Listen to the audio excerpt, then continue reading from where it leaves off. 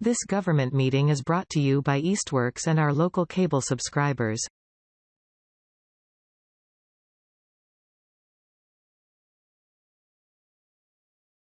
Okay, welcome everybody. This is the March 28th meeting of the Easthampton Energy Advisory Committee. I am Jamie Paquette, current chair of the committee.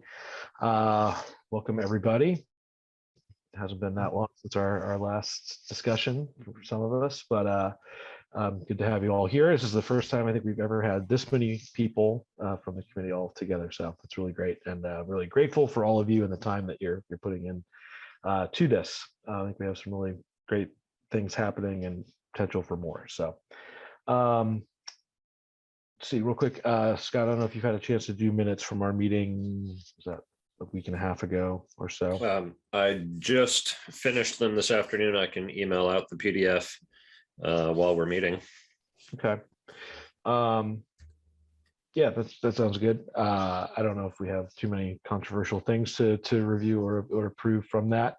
For the couple of those of you that weren't here, we did sort of a special meeting in between that was around some stuff around school bus electrification that was a little bit timely. So we kind of called a quick snap meeting just to discuss that. We'll have some updates on what's going on with that in a minute.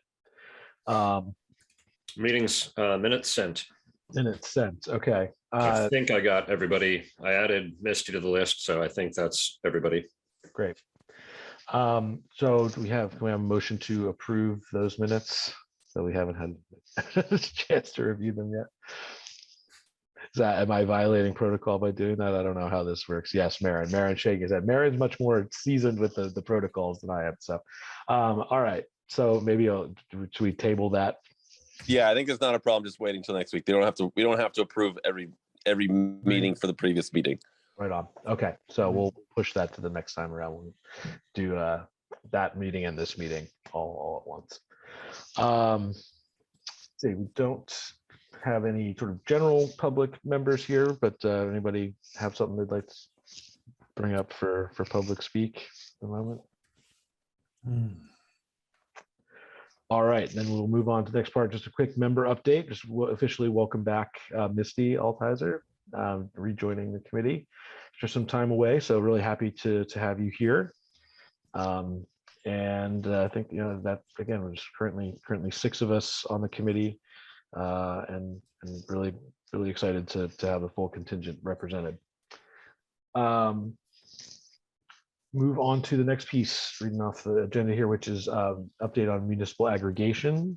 The main update there is that working through the language and the sort of couple edits that we gave after the meeting at the beginning of March, after having reviewed that with Good Energy and our own sort of thoughts on that. So we'll need to I don't think there's anything too controversial in terms of like the changes we made. So we're just going to be trying to get that, make sure that's finalized. We may send that out real quick via email for any further comments. But the main part is that next week, the next city council meeting, which is on April 6th, we are planning to have this introduced as new business, which I will be there to represent the committee. You all are welcome to join that as well. Have it introduced as new business, and then that way it can be referred to the proper committee within the city council. So probably do some quick talking points around it, sort of introduce the concept as well as kind of how it works, so that those council members who aren't as familiar with it will have some background, the ability to ask some questions, maybe put it together as a quick PowerPoint slide presentation, borrowing some of the materials that we've had and have been given over the past year or so that we've been talking about this. So we'll present that. It'll get again pushed to the proper committee within the city council for debate, approval, where we'll go back to the full council, either the next meeting in April or possibly into May, depending, for the full council to deliberate and potentially approve. So that is pretty exciting that we can get that sort of teed up for I think hopefully approval. we'll see what sort of questions and come back out of that process. As I mentioned before, we have discussed with the mayor, and she is broadly in favor of this. So we also, it was nice to have the updated information that DPU is moving faster on these now. It started trying to clear some of that backlog there, so we actually can maybe see some hope to get this done in a reasonably timely manner. So that's what's happening with that. Any questions, Scott? This could be a social media update, but folks on the Easthampton group page on Facebook were complaining about their electric bills and said, when is the city going to do something about? So I got to say, hey, your friendly EAC is working on a municipal aggregation proposal, and it's about to go to your city councilors. So let them know you support this program. And so hopefully, maybe there will be a little additional public momentum behind it. Yeah, that's great. I think everyone's very mindful right now of rising utility costs and gas and everything else. Inflation is certainly a word that's being kicked around a lot, and we're seeing it happen in lots of different places. So increasing the choices that people have certainly seems like a good option, especially something that is something that's being dispatched broadly versus everyone just sort of having to go and figure things out on their own. So that's great, Scott. I'm happy to hear that. I have another idea of something that I'll bring up in a little bit as well, sort of outside this, or something that we might take on around that as well. Cool. And yeah, certainly as we get things going to the council, a post about, what's going on with that on our social media page. It seems like I did get a notification from Facebook that several hundred, maybe 800 people or so are engaged with our page at some point recently. So that's not bad. Mm-hmm. John, you had something? Yeah, I just lost my screen, but I think you can hear me. Yeah, I was just wondering if the presentation to the city council you're making on April 6th, is that likely to be less substantive than the presentation to a subcommittee later?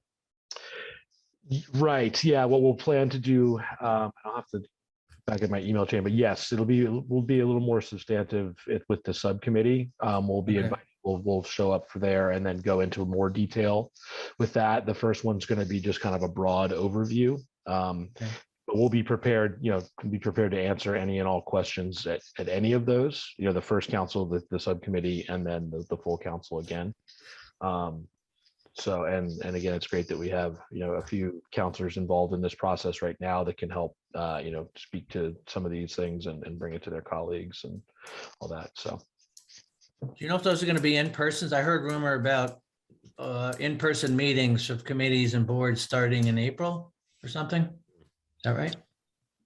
Anybody know? I don't know. I might be able to speak to that. It's hard to say, but I think yes. So, I mean, I don't know, maybe Connie might know better than I even, but. Yeah, city council is going to be back in person, but it is going to be hybrid so that community members can still participate. And I think there's possibly one or two city councilors who are also still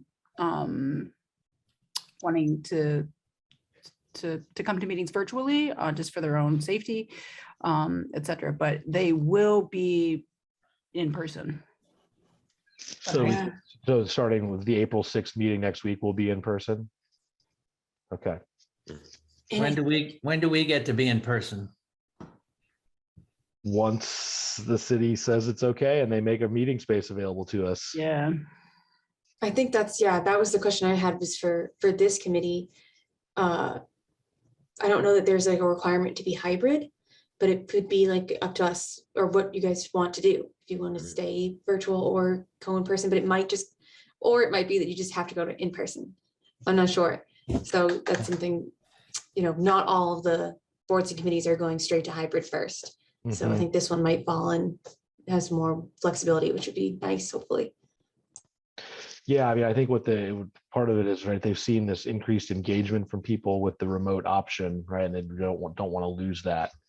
I know that was something that came up in the open meeting law training, talking about stuff like that, and fact that it is more equitable in some ways, to be able to have that option.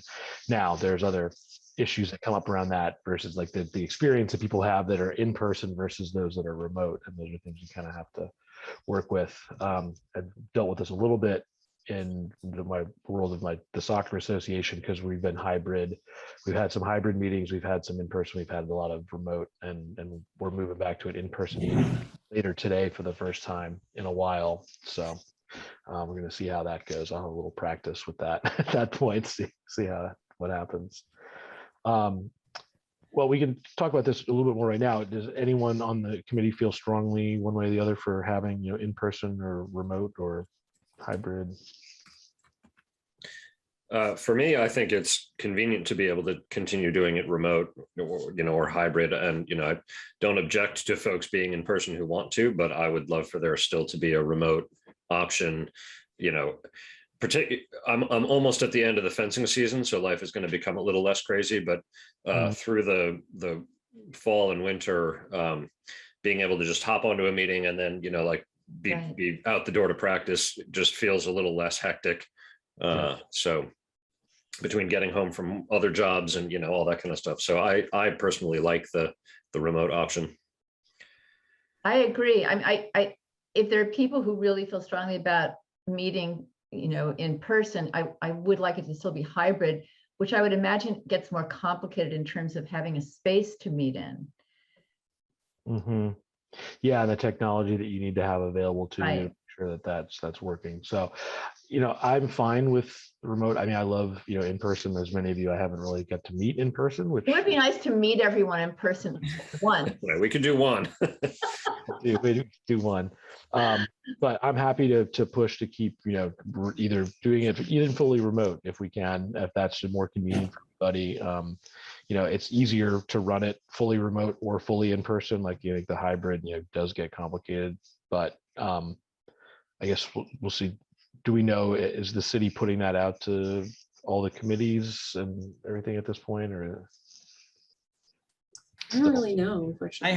I had heard this through my partner, who's just now became a member of the Community Relations Committee, and they had announced something about committees going live in April, but there was qualifications about hybrid options, and don't know if the technology and the meeting space limitations are going to prevent many of the committees from doing that. I guess we should just. So guys, there was if I can just speak, there's a press release that was put out by the mayor's office. I'll forward it around to everybody in this, and you guys can look at it. Okay. Is it very specific? Yeah, it pretty much says we should be back in person, I think. So, but Okay. maybe there's, I think there's some way to look at different spaces and room arrangements and those options. So, but I'll forward it around. Okay. Thank you. And we have, being at the end of the month, we'll have some time between now and April to sort of review that, see how it's going, and make a decision from there to the extent that we can. We have a decision to make. I guess we'll see what's allowed. So Maren, thanks for that. I have not seen anything myself, so appreciate I it. would think there's always the option for people to join meetings by phone. I mean, that's how we used to do it. If you couldn't come to a meeting that you were supposed to be at, you would be there on the phone in the middle of the table. Right. Yeah. The old conference thing. Yeah. Right? Yeah. Do you remember that? I'm old. Yeah, right. Discussing the technology from a couple decades ago. To that. Yeah. Okay. Jamie? Well, yes, John. Jamie, while we're on the subject of procedures and meetings, and are we going to go over, I'm trying to pull up the agenda at the same time here so I can look at the screen and the agenda, but do we have a space on the agenda to talk about the open meeting training? Because I have a question. In the beginning of it, they said something about if you're a committee that's just plays an advisory role to a town official or another board or committee. Mm-hmm. As I recall, they were saying, maybe I wasn't listening completely, but that the subsequent rules and instructions about deliberations and all that publicity did not apply. Anybody remember that portion right at the beginning of the training where they talked about committees that are advisory? Or is this on the agenda for later? We can talk. It's not on the agenda for later. We can certainly talk about it now, and I'll mention to Misty, since I'm not sure if she's seen that, one thing that the state and the city are having, requiring all members of committees and boards to go through a refreshed open meeting law training. And the state has. You anticipated my question, Jamie, because I need somebody to forward me that. I will forward it to you. Thank you. Set up a bunch more options for April and May. It's all online, done by the Attorney General's office. So. Great, thank you. Yep, you're welcome. So John, I don't know, and that, so those of you who have not done it yet, maybe keep an eye out, for an ear out for that, I guess, as you're going through. It is an interesting question. There's what constitutes deliberation, and what is allowed in offline form, especially now that we're doing so many things via Zoom. What's allowable and what's not. Certainly we want to err on the side of caution with anything that might run afoul of that. But if anyone has anything concrete to add to that, be good. All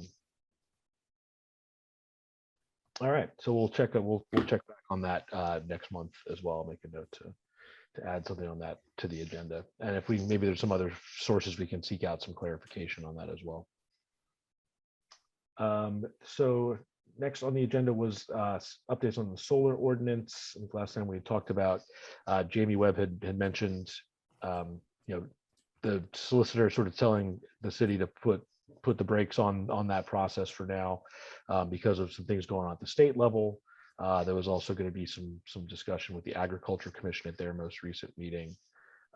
So I know, John, you had dug up some info on that court case, or we're looking into that thing that particular to bring to this right now with that. Did anybody read that? I passed you that document from the court case. I don't know if anybody read it. It's like 60 or 100 pages long or something, but you can cull or glean the essentials of it, I guess. I don't know what the schedule is. Maybe somebody knows the schedule for that being heard. How imminent it is, I don't know, but it looked to me like. Hey, John, I'm sorry to interrupt really quickly. I'm sorry, John, this is Mayor.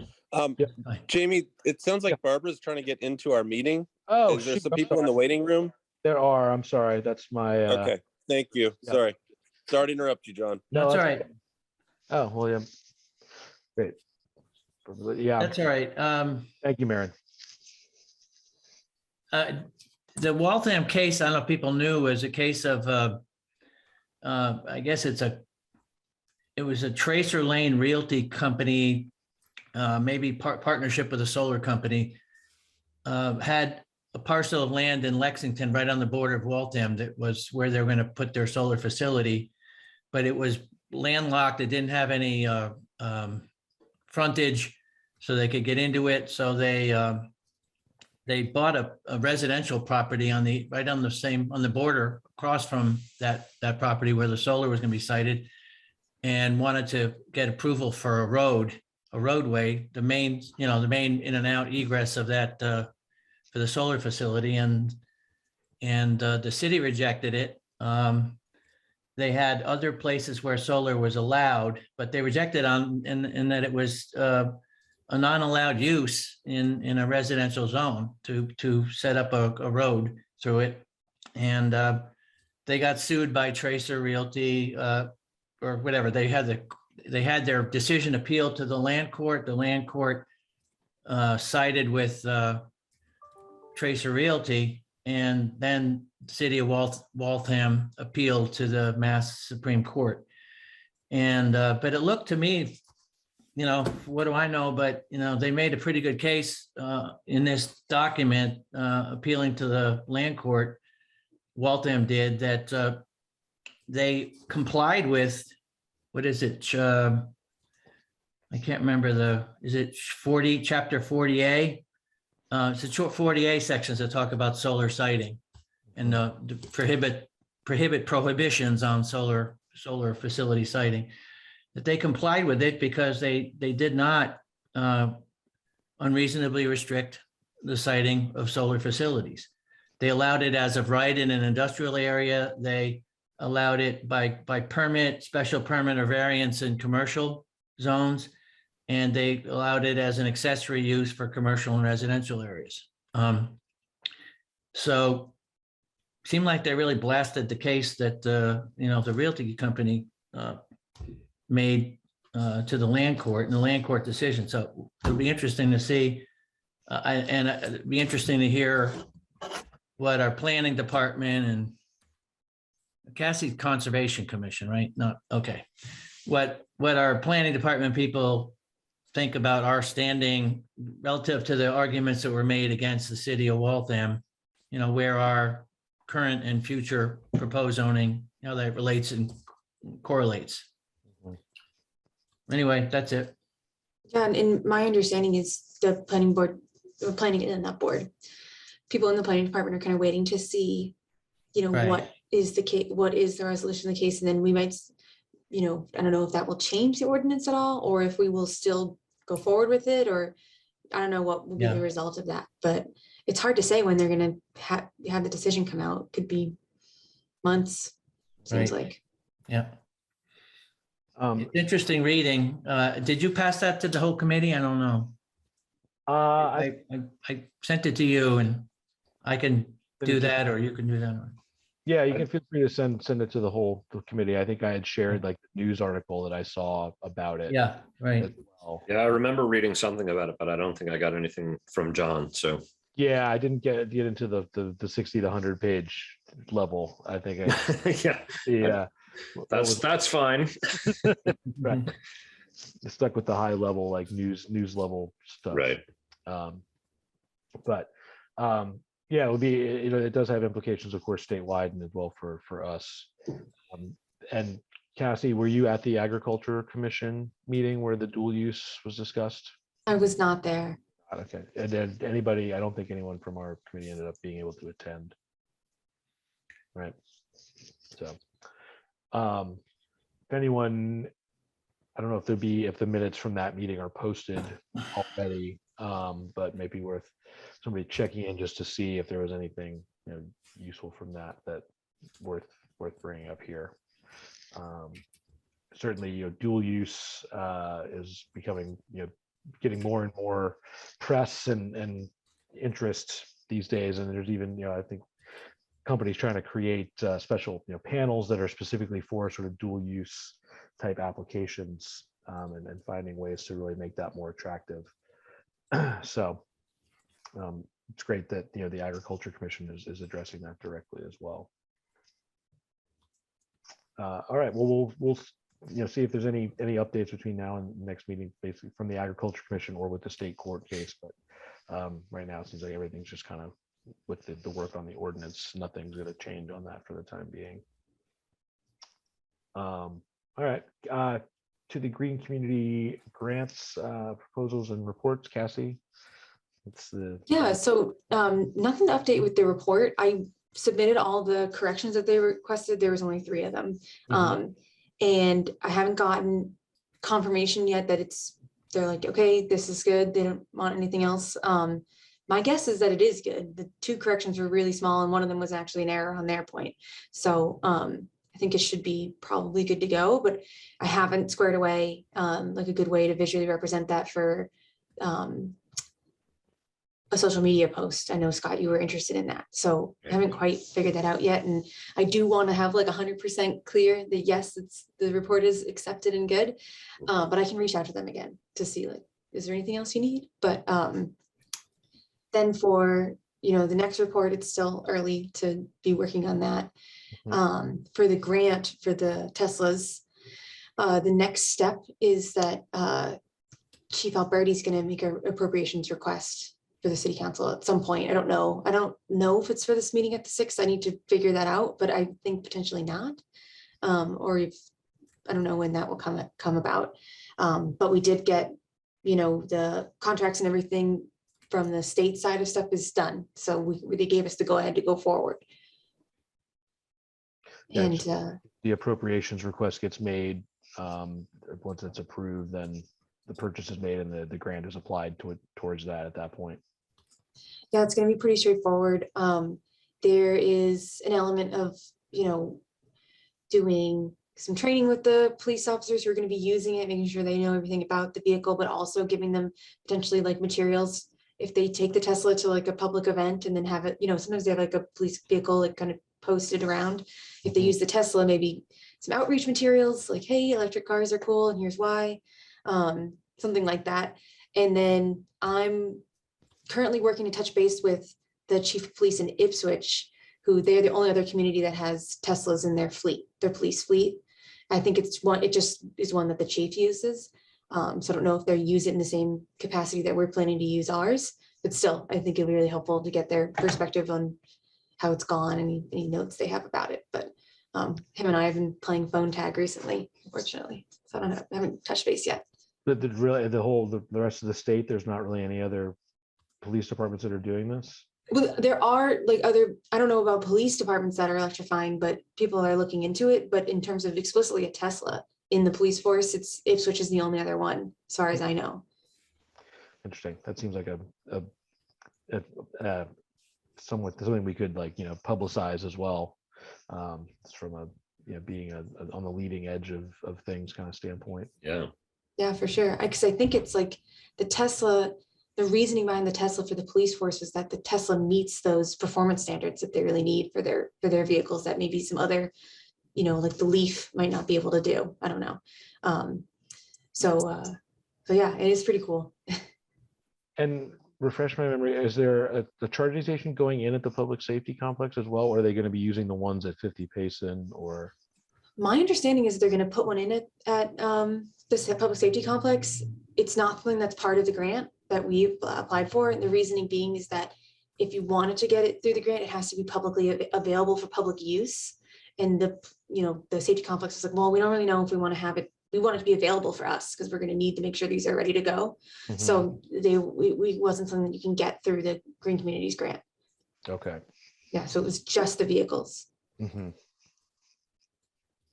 Yeah. Okay. Well, that's again something that we could help publicize. I don't know if they're going to have like a sort of a marketing campaign or a publicity campaign around that once the purchase is gone through and delivered. I'd like there to be, because I think that's part of like the outreach element of it that I talked about in the grant was it matters for people to see it and to see them around. So. Yeah, it does. I mean, the electric cars, of course, are becoming more common. We're seeing more charging stations around the city and elsewhere.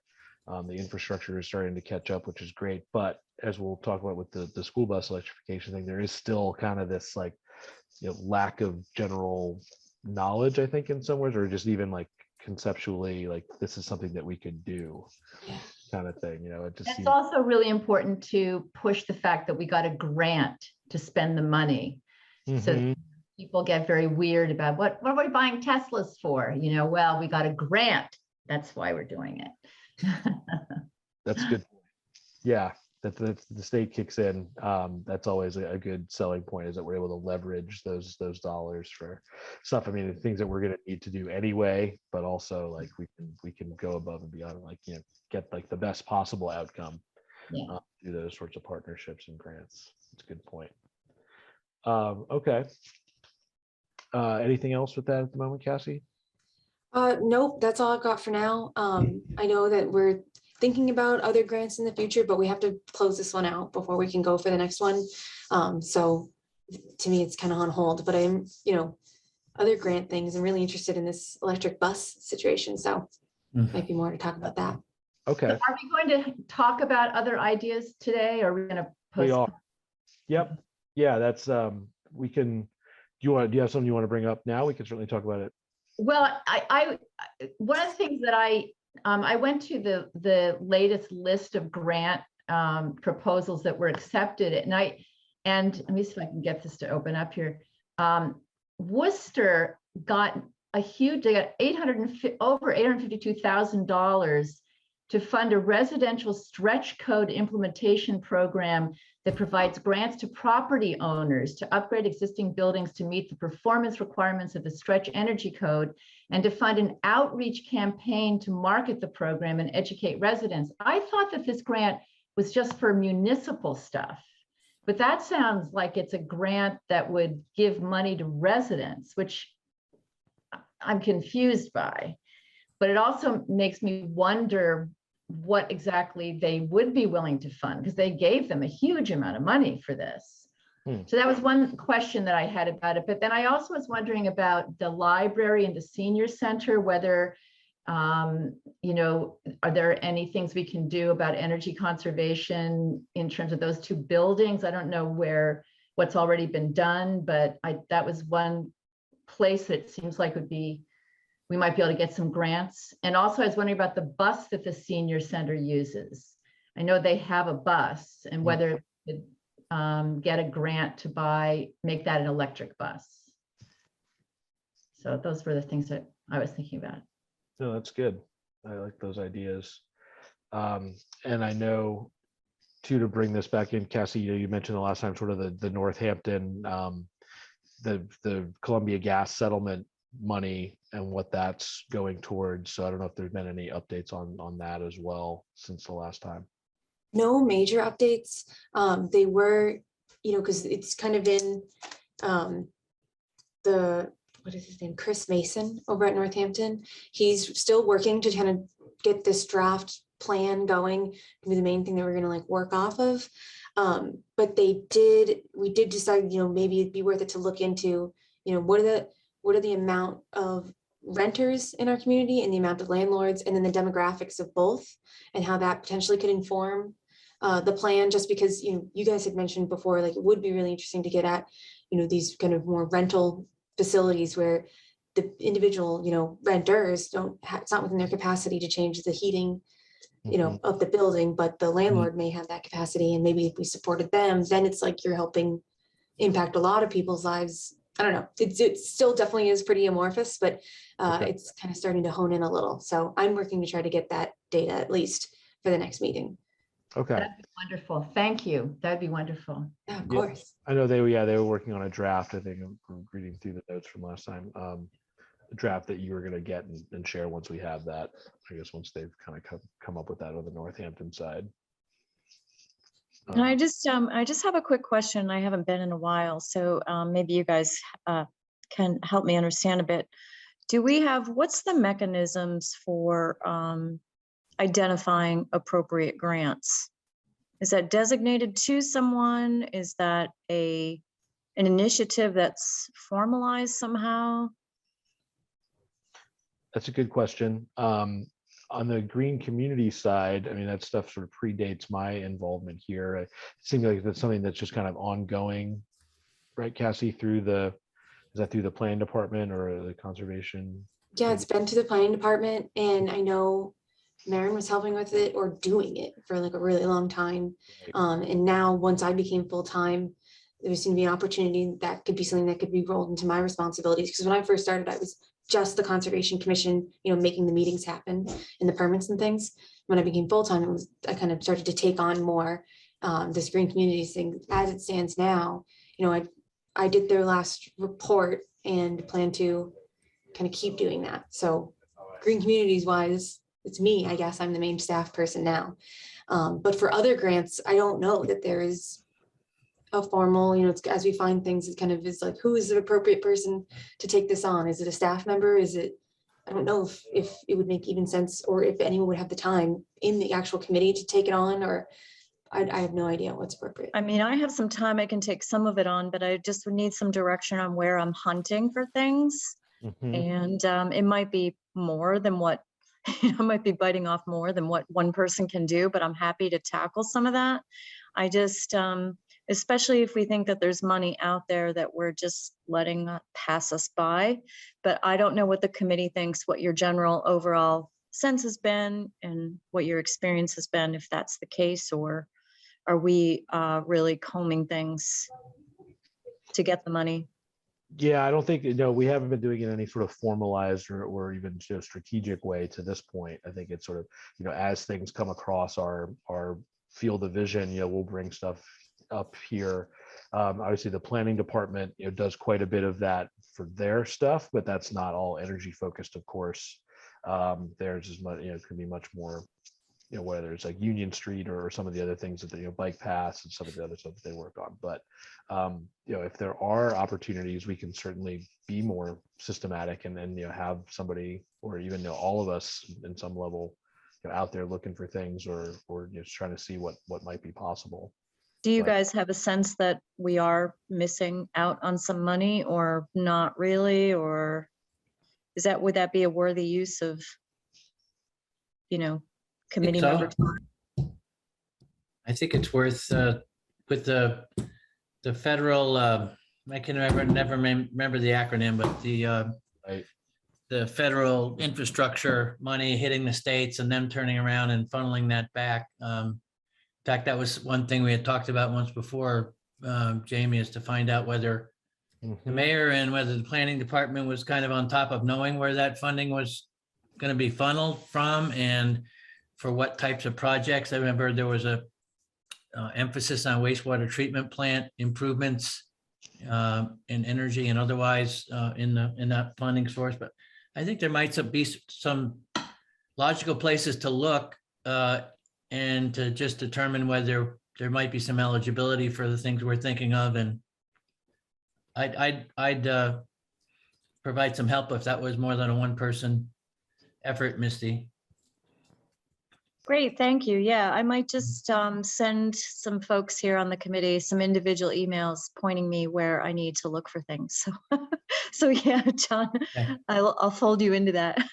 Okay. Yeah, that'd be great. I mean, the more ideas, we can bring back here and discuss and see, recommend whether it's to the mayor, to the council, to the planning department, whoever might be able to benefit from it. That's our role. We're advisory, but we can certainly come up with ideas and get things started.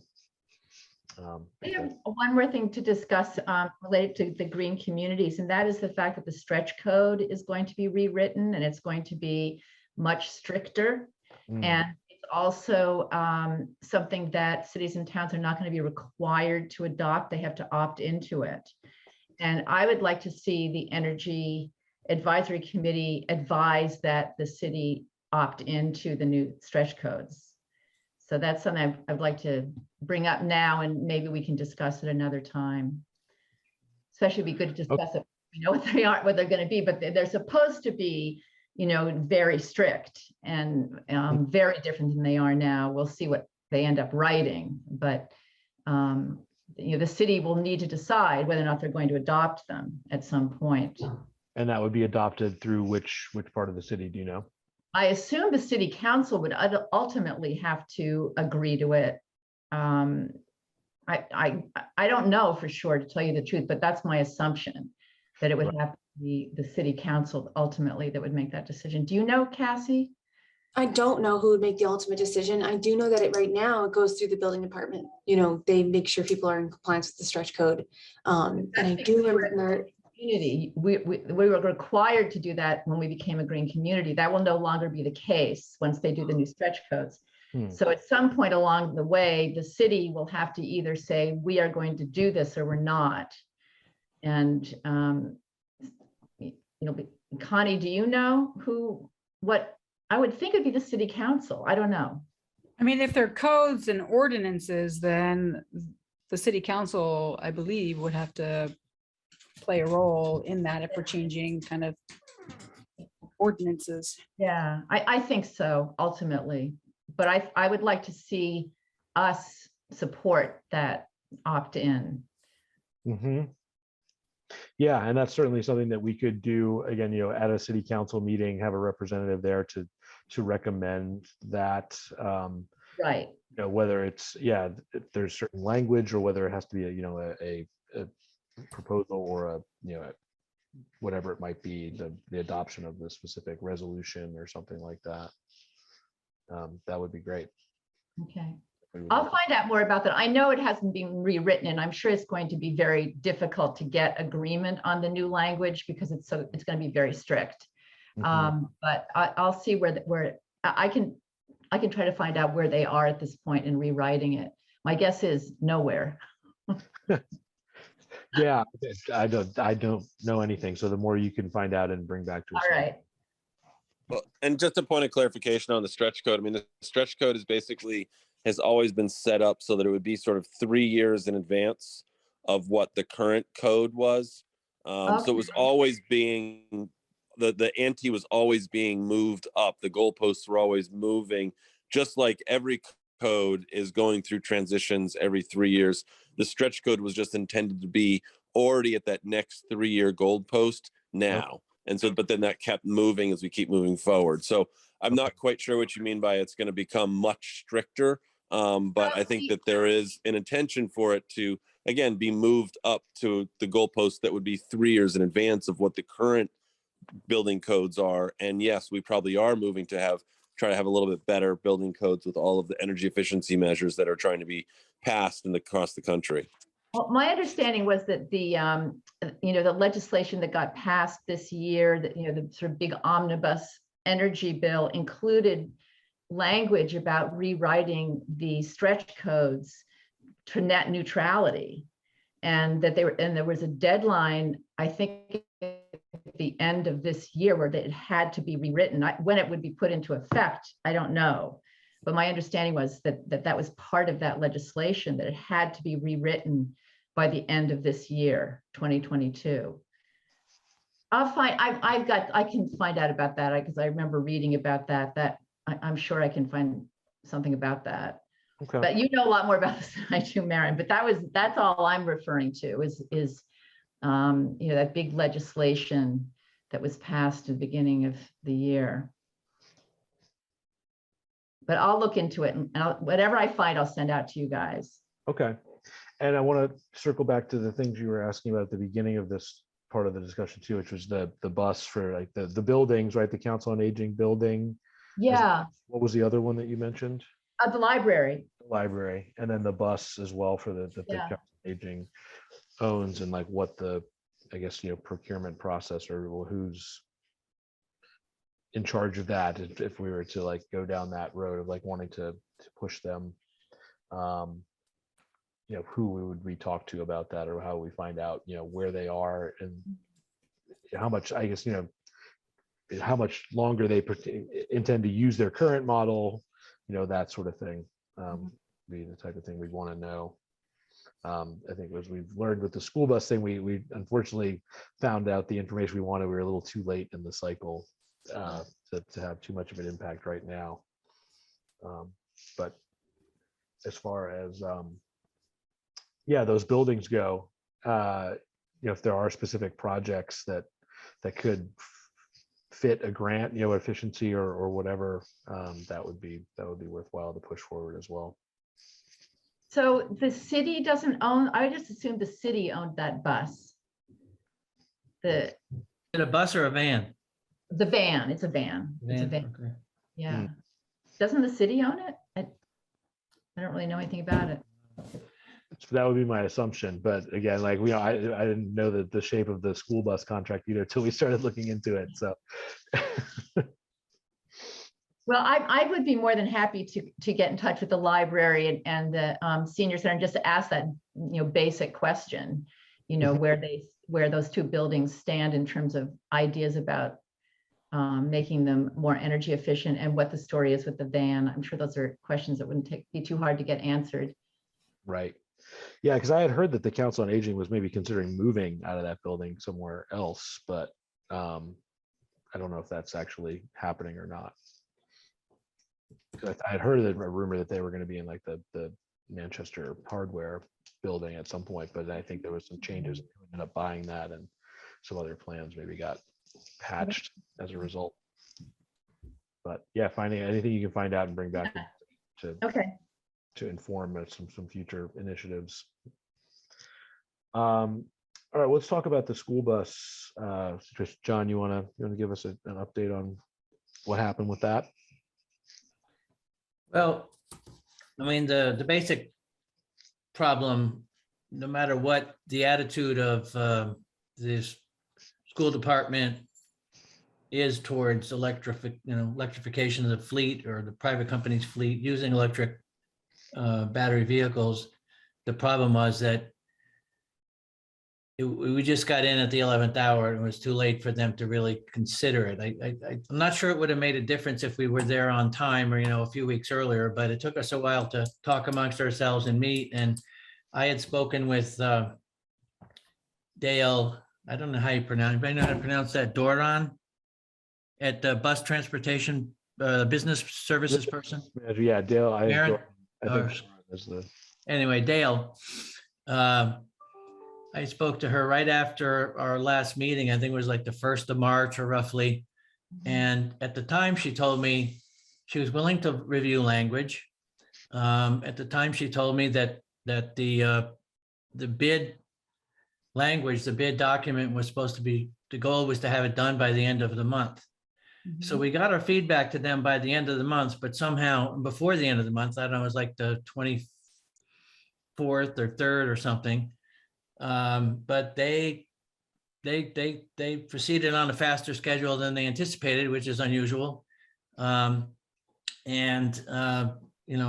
was too late. So, right. but they continue to cite, Dale wrote us back after we had a committee authorized email to them after our special meeting, in which we proposed 2 things, which is pretty much all else being equal, would they give preference to proposals that included electric vehicles? That was just a brief summarization of that language. And the second was about the option to have the vendors, I can't remember now, vendors to list an option for an electric van in the if the city somehow purchased an that's it. That's, yeah. if we would provide the driver Yeah, for yes, right. If we were able to get it through a grant or work out some other arrangement, would the company who's bidding provide an hourly rate, administrative fee, whatever, for covering that bus or that van? And so we talked about that, and we didn't think that would be scare off the competition, or not scare off the competition, but dampen competition, because no one had to respond to those things. But the letter from Dale continued to indicate that they were very concerned about any provisions dampening the competition. And I guess there hasn't been as much competition as they like to see recently in bus bids. Yeah, given the nature of the school budget battle that's been going on, I think there's very, very large concern about, making sure those costs can be kept as low as possible, because there is like an increase happening with the school budget. And that's been, subject of some major conversations and back and forth with the school committee and council. So I'm sure that's, at the front of mind for them, is making sure that there's not a penny more in that school bus budget than there needs to be. So I get that. And also to your point, John, we did come in, late to this. They'd already been, we didn't know when the contract was up. We didn't realize that when we brought it to them, it was big, oh, we're doing this immediately. And now we're at the sort of at the beginning of a new 3-year cycle, probably, with that contract. This is complicated. It is sort of new horizons for schools and buses to be doing this. There are some places that are out ahead of it, and other places where it's really not on the radar. So at the very least, what we're doing right now is we're able to sort of get it on their radar, right, as something that is an option and something that should be considered, something that could have positive ramifications for the city and the schools, for air quality, all those things. So I'm wondering what we can do for 2 years and 6 months from now to remind ourselves to be present at the earlier in the process for the next time the contract renews. Right. or whether they'll think to ask the EAC, it's, I can envision the same thing happening next time. Yeah, Go ahead, John. what we have heard from prior experience of other communities and other parties ordering electric buses is that it's a close to 2-year process from start to finish. And that I think they had said it was 9 to 12 months off between an order of an electric bus and a delivery. So then all the planning and decision-making and financial, arrangements that are needed to lead up to the purchase or grants or whatever, add on that time. And if it's granted to the city, then we've got to figure out a way to make our contractor adjust to that, work that into the contract. So it could be a long lead time. And I think, it's on the radar, but I think we need to continue if we believe that this is a big element of, greenhouse gas emissions of concern in energy use of concern in the city, that we should keep up with it and see how these other pilots are going, other projects are going. Some of the information that Jamie and Connie sent along last week or so about Connie had done research about other schools. I came across Amherst, you were right, Amherst, city of Amherst was getting some kind of grant for a bus. And there, I happened to follow some of the strands of threads there and looked at an state evaluation of a pilot program began back in 2015 with Amherst and some other towns. And it actually had pretty mixed results. The communities that were participating, 2 out of 3, I can't remember, I think it was Cambridge, Amherst, and another town. 2 out of 3 were, in the end, were positive that they, believed in it. It was worth working out the kinks and going forward. But there was quite a lot of downtime with those buses, and problems in getting them serviced and repaired.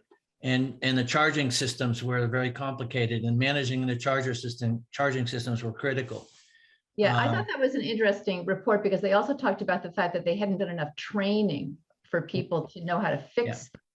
Yeah. So they were just stuck because nobody knew what to do when they weren't working. Yeah.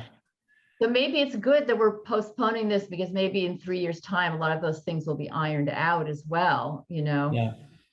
But yeah, it is something if we're interested in. I don't think it's a question of waiting for the next time around as much as trying to really get as much information as possible and then start talking about how we could make it happen and whether it's really viable, whether we can make it happen, because they're very expensive, those buses.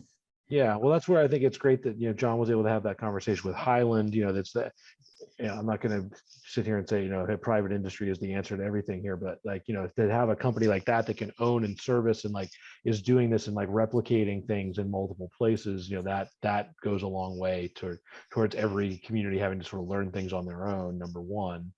Well, what I was trying to understand, John, from looking at the materials online, whether or not some of the infrastructure money that's going to be floating down from the federal government is available for these private companies who are providing these bus services to cities and towns, whether they are eligible for help buying electric buses. I thought there was a hint about that, although I wasn't sure whether that would be the case, because that's the answer in truth.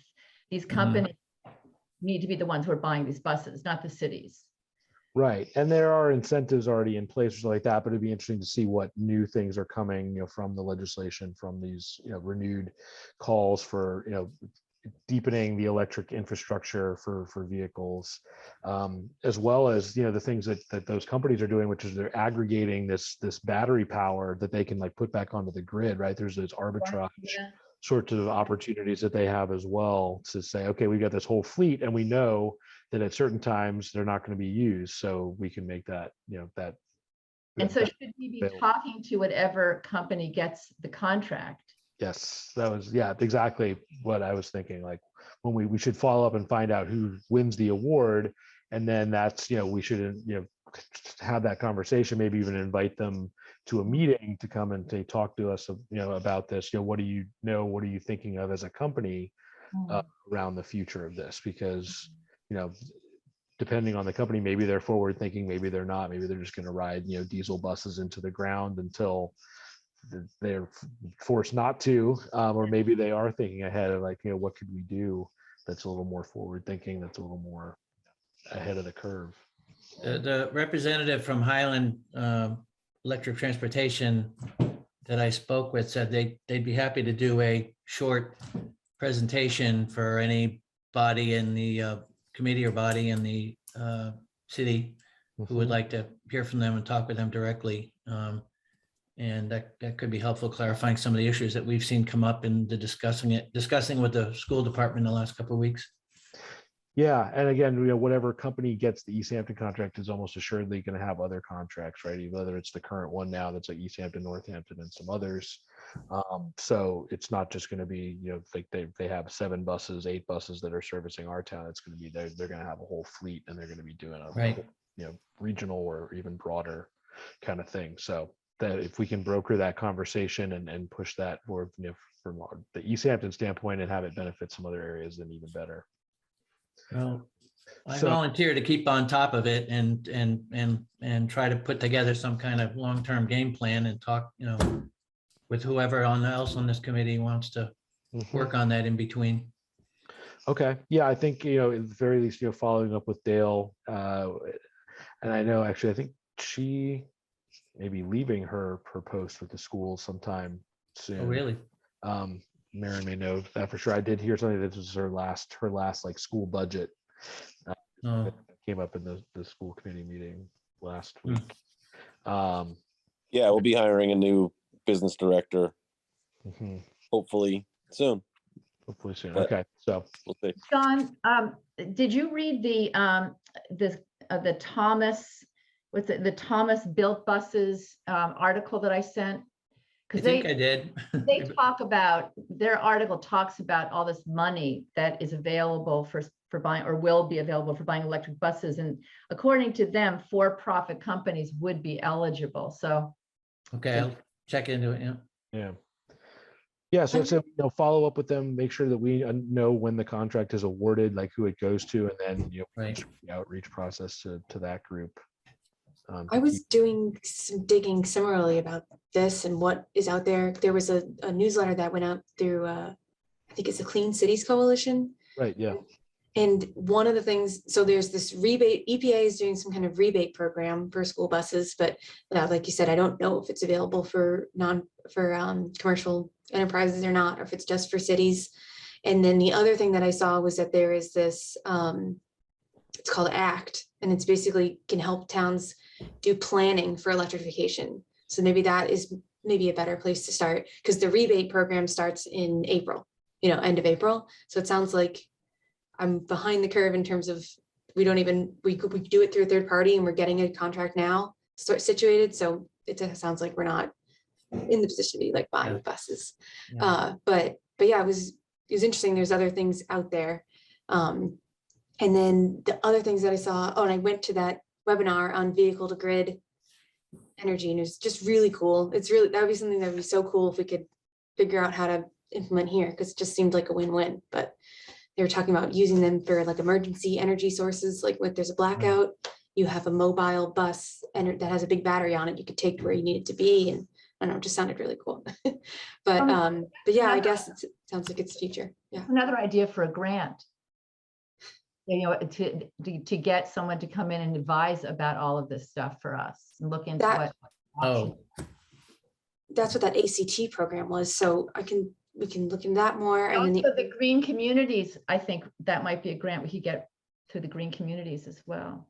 yeah, and so I'd like to see the latest grant document, or for whenever we're ready to go for one again, because it lists out all the things that you can try to apply for. And it's a long list. And a lot of them are for, actionable things like putting in new,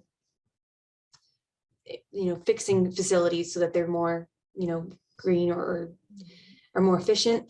But there's other ones that you can kind of, if you're willing and able to go for it, can be a little more creative. So I need to see what the latest document says. on what Not those out are. yet? It's not, it hasn't been released yet?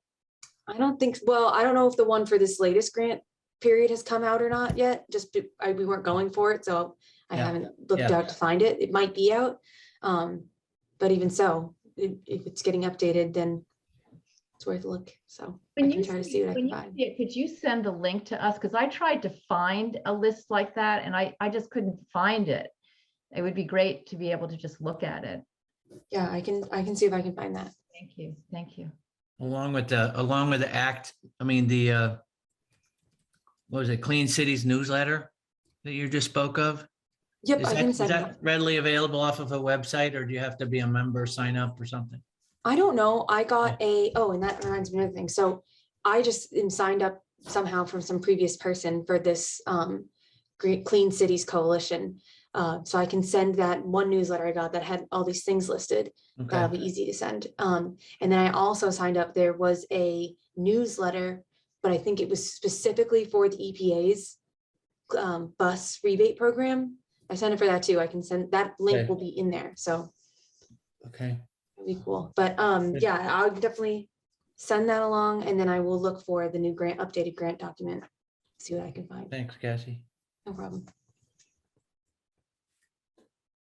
Okay, well, it's certainly lots of potential ideas, and I think we have some good things kicking around for when, if and when we can start to move forward on some of that. And again, I think, Scott, to your point, like, right, let's make sure that we're staying on this bus thing. Let's not have it drop off the agenda, and let's keep it moving so that it can be at front of mind. I was struck a little bit in Dale's response that she sent to John, to the language that we sent over, that, yeah, I mean, really, there's a lot of education that just hasn't happened for them. Like they, it's just like kind of a black hole of like, well, we're intrigued by this idea, but we don't really know anything about it, and we don't know that we could trust it, and we don't, it's not something we're willing to take on right now. So there's definitely some education kind of on that side that needs to happen. Is Marin's on the school committee? He is. Is that right? What about an eventual, basics of electrification of bus presentation to the school committee someday? Maybe we're a year away from that, knowing enough to be able to do that, but maybe in a year we know enough to make a presentation to them. And it seems to me that they're going to be critical in gaining the support and making a decision about, do you risk the finances, or is this going to be a winner, a financial winner or not? Yeah, I mean, I think that's possible. Again, I think it just has to be in the context that the transportation contract is, set up in a way that we don't own buses. Right. And we are contracting now upwards of 12 buses for our residents, for our students. So, but yeah, in that context, I think certainly if we had a presentation that we wanted to bring to the committee, that's something we could look at doing. Great. Okay, move on to the last couple things here. The Honeywell RFP remains here on the agenda. I don't really have an update since the last time that the mayor told me there's undergoing a reevaluation of some of the things in there. So they brought in another company to help them look at that and evaluate. So that's still ongoing as far as I know. I'll make a note for myself to just check back in on that over the course of the next couple of weeks and see where that is, because it's obviously a lot of projects, potential projects in there that relate to what we're talking about here. And again, maybe some stuff that folds back in on some other grant opportunities, or some of these other buildings that the city owns and things that maybe would make sense. We've talked through a few social media posts here that would go around the Teslas and some of these other pieces with the aggregation. So we have some ideas coming up there. Under new and other business, I teased a little something earlier, just something that occurred to me while I was thinking through some stuff, which is around community solar, which is, before aggregation, community solar is a way that anybody, that whether they've got, if they can't do solar on their house, especially a way that people, renters as well as owners, can participate in renewable energy and purchase renewable energy. directly. And so it's something that I do personally. And I wasn't sure if maybe there's something like a workshop or a webinar or something that we could do that would just help people understand what it is and what the process is, and that it's something that's available to them, that they could do right now. We're lucky to be in a state where community solar is pretty active, and there's lots of projects and more going in, and there's capacity for people to sign up. And there are specific programs too that even focus on low income customers and have mandates to target certain people different parts of the economic spectrum. So it occurred to me that whether it be something that a member, somebody from the committee would do, or maybe we'd bring in like an outside party to talk about the process and just like make it available, and then see if we can put it out there for people to sign up to come learn, or even just do some posts about it, potentially, like, hey, this is something that you could do right now, and basically support 100% renewable energy and save 10% on your energy bill at the same time, because you do get like a 10% discount / bonus for signing up for community solar on an ongoing basis. So figured I'd throw that out there. You have to educate me about community solar. I don't know what you're talking about. Okay, so community solar projects are owned by somebody, an IPP or a developer, and they basically sell. Okay, you're not talking about one specific company. You're talking about all of the companies that. All of them, yeah. There's many. Oh, okay. I think that's a great idea. Yeah, what you just suggested, just letting people know it's out there. Yeah. Do we think people think it was something that we would want to do as an active sort of like seminar, webinar type thing, or just as like a post or two that we would put out there somehow? Both. Both. Both, but I think it's liable to be intimidating enough for people that just a Facebook post isn't going to really move them to take action. So something that's a little more informative and encouraging, like a webinar or an event. Feed them ice cream if they show up in person. Right. I think that would be more have bigger results. Arcadia Guys, is very happy to. I'm sorry, Marion. It's always very happy to lend their space for stuff like this. Just so you know. Okay. Marion, what was your?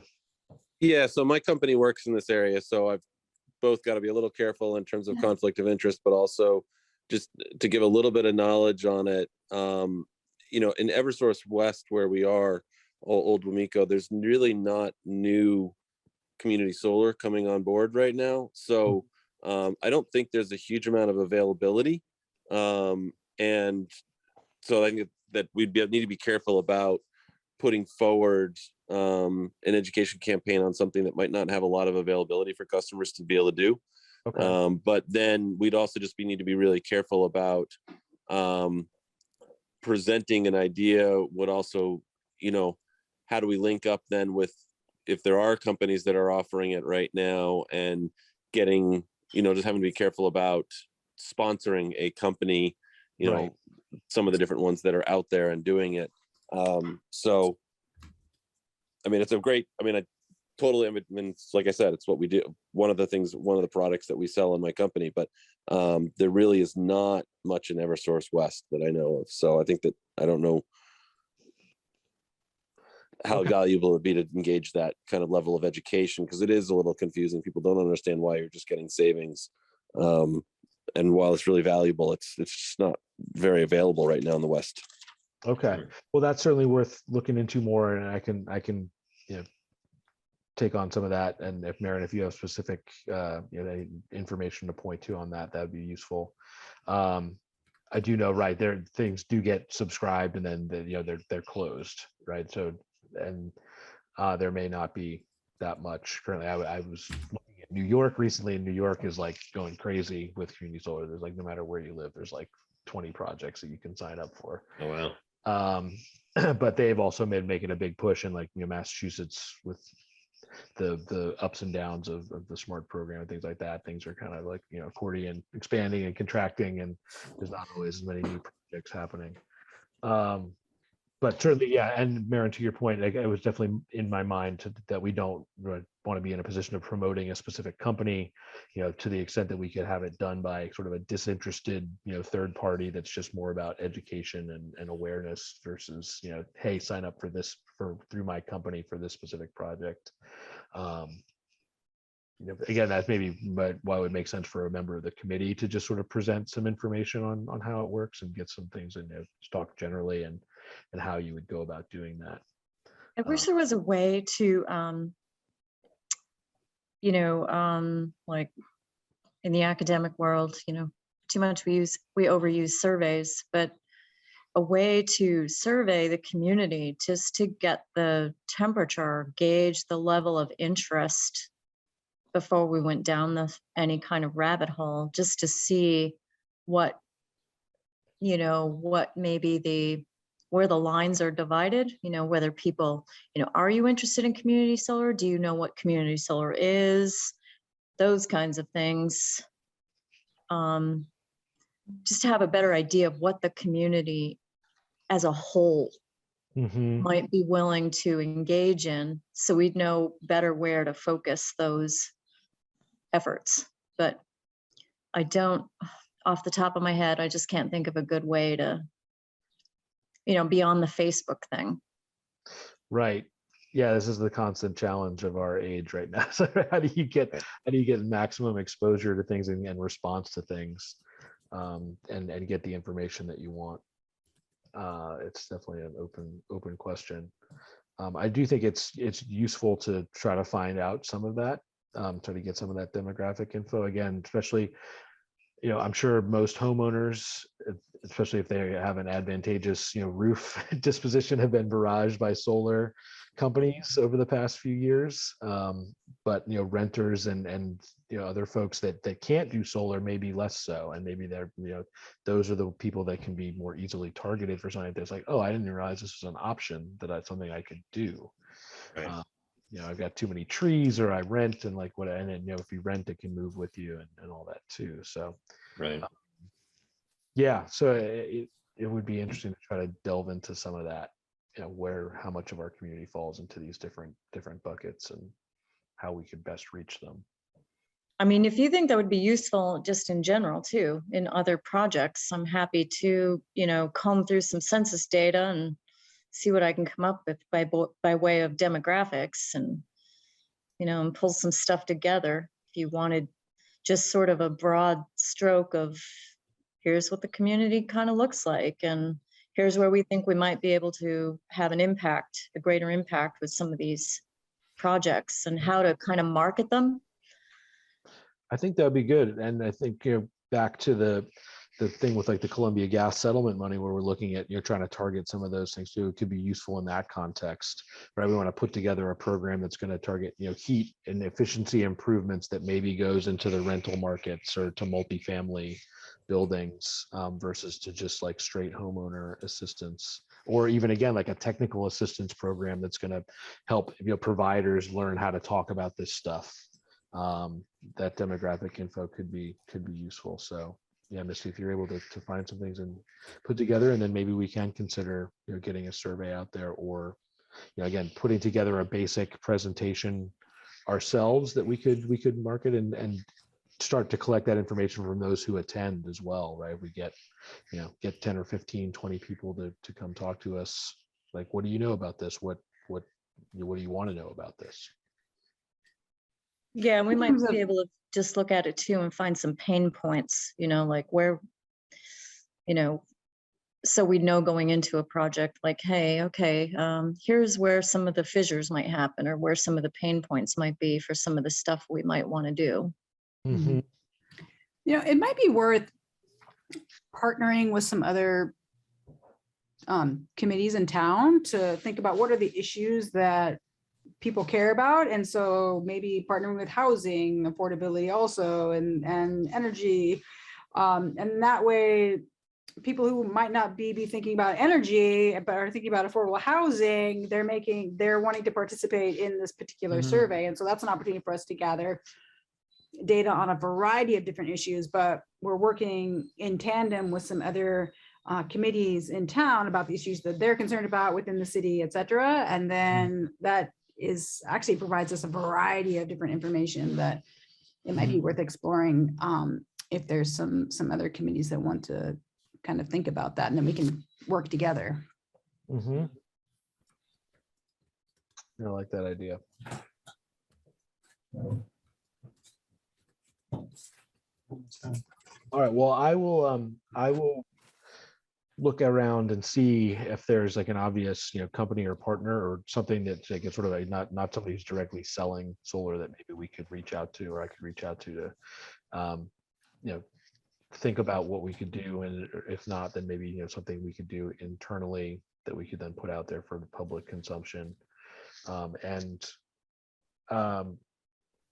Looking at some of these other committees, whether it's housing or agriculture, or some of these others that maybe would be interested in partnering to get some information that would help us.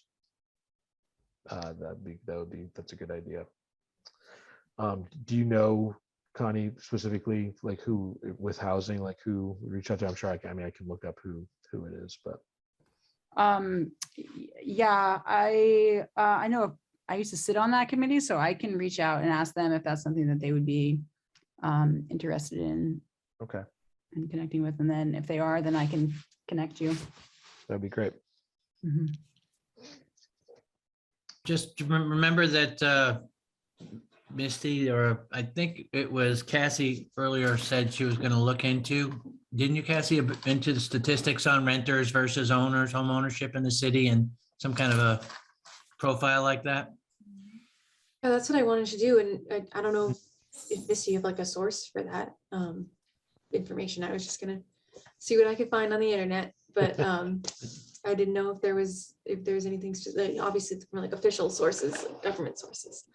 But yeah, I was gonna find that for that heat pump plan thing that I'm working on with Northampton. Okay. I think it would also be really interesting if there were a way to find out how many Eversource customers are buying their electricity from a third party. And I assume only Eversource knows that and might not be willing to tell us, but I was involved with a group that tried to get that information from them a couple of years ago, and they wouldn't tell us. And that doesn't surprise me.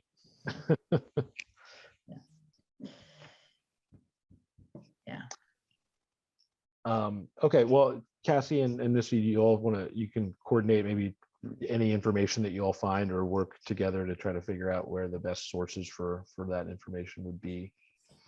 Great, Cassie, I was just going to start with some census data. Right. And if you have other things that you find in your treasure chest, I'm open to help you comb through it. So you're taking on all these things. I'm happy to help you do it. Okay, cool. No, that sounds really good. I was planning to start really looking at it in earnest tomorrow, so I'll just start sending you an email, whatever. Yeah, and maybe I can scoop you to sort through what you're doing to look at like the green communities. I'd be looking at some grant lists, and I can share that with John, because John expressed some interest in combing through some of that as well. Okay. All right, cool. Awesome. We've all given ourselves a decent amount of homework here. Anything else that anybody has new or other things to bring up? I have two little tiny things. Well, one, I was curious whether the person who joined the call wanted to speak, having missed public speak at the beginning, so we could offer that opportunity. Yeah. Lydia. I appreciate that. Yeah, I'm okay. I just wanted to listen. Thank you, though. Well, welcome. Appreciate it. The other thing, I was on the EAC's Facebook page and found that there were, I think I was answering a recent message and then realized that there had been a message from months ago from somebody trying to reach the committee. And it made me realize that there is no way on the city's website for people to contact any of, well, our committee at least, and it looks like probably the other committees as well.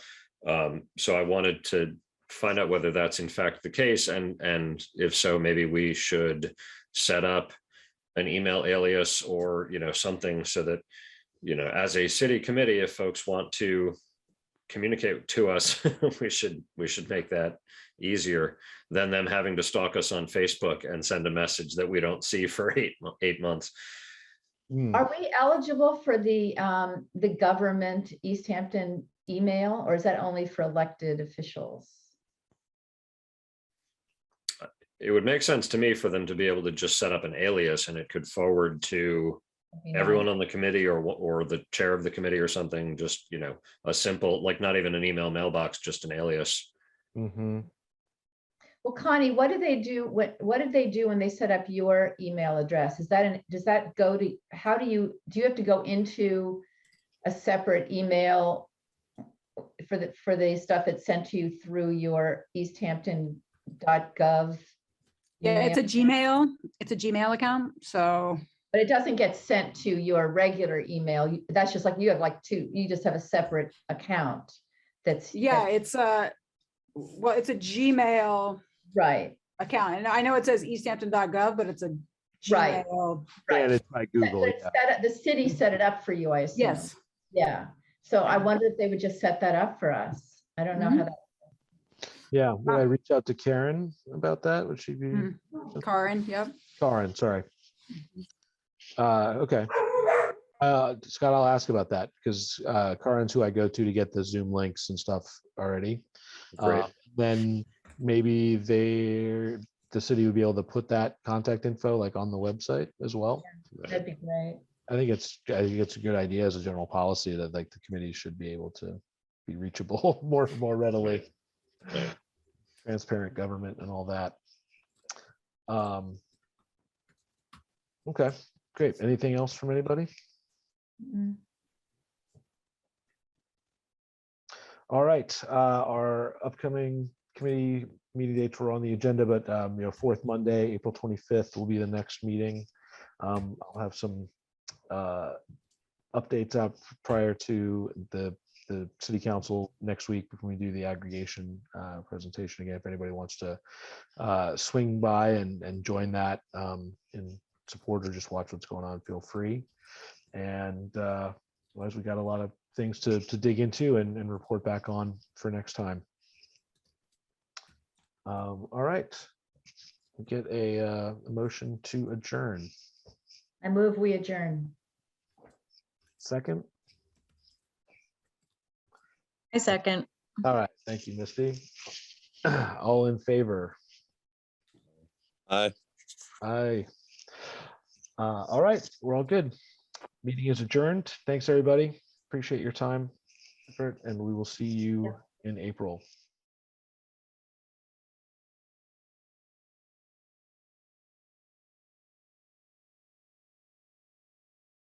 This government meeting is brought to you by Eastworks and our local cable subscribers.